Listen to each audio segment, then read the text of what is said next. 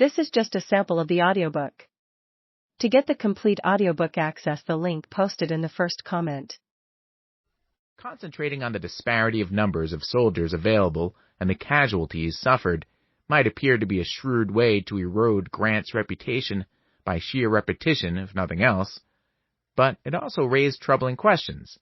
Had the South and the North possessed equal resources in the first place, it is doubtful that there would have been a secession crisis, for white Southerners would have possessed the political and economic clout to hold their own in the Union. It was the very inequality of numbers and resources, and the evidence that the disparity would continue to grow, which caused many white Southerners to contemplate secession in the first place. Thus, the disparity in population and resources was assumed at the outset of the struggle, and helped to explain why there was a conflict. In turn, Union war aims and the means of carrying them out required superior numbers.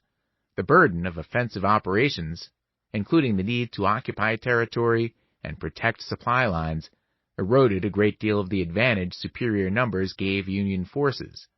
Reciting numbers also led to a continuous reassessment of the evidence on which such estimates were based, an exercise that continues to this day. Although advocates of the numbers approach to military analysis assumed that the figures would speak for themselves, they clearly did not, nor did the tendency to evaluate victory and defeat by reference to a body count advance understanding of military operations. Of course, understanding was never the goal of that exercise. An explanation of the 1864 campaign in Virginia that rested in the end on brute numbers brutally applied came close to conceding that Confederate defeat had become inevitable by that time. Why then did Lee persist? It was a puzzling question, but one that demanded an answer that went beyond the usual professions of honor and duty. And why, if Grant was such an inferior general, was Lee unable to defeat him as he had Grant's predecessors? Surely Joseph Hooker had enjoyed a like margin of manpower superiority, as did George McClellan at critical moments. Finally, if Grant's success in Virginia was due primarily to superior numbers and resources, how did one explain his rise in the West, where neither prerequisite applied as it did in Virginia? Confederate military critics usually chose to pass over these issues in silence, preferring instead to continue contrasting Grant and Lee, much to the latter's advantage. In constructing their case against Grant, Confederate military historians, following Pollard's lead, exploited three resources: Edwin M. Stanton's 1865 report to Congress, Grant's own report of the final year of operations, and William Swinton's Campaigns of the Army of the Potomac. In an effort to demonstrate how well he had supplied Grant with men, Stanton used rather generous estimates of Army strength. In turn, comparisons of Union and Confederate figures often blurred or overlooked altogether the different ways in which the two armies assessed strength and counted casualties. A Confederate soldier had to be declared unfit for duty to be counted as wounded, a far more stringent requirement than applied to the Union forces.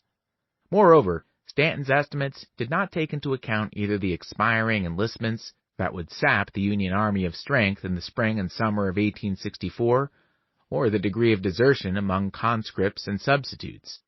By taking the most optimistic estimates of Union strength and comparing them to pessimistic estimates of Confederate manpower, critics exaggerated the disparity in the strength of the contending armies.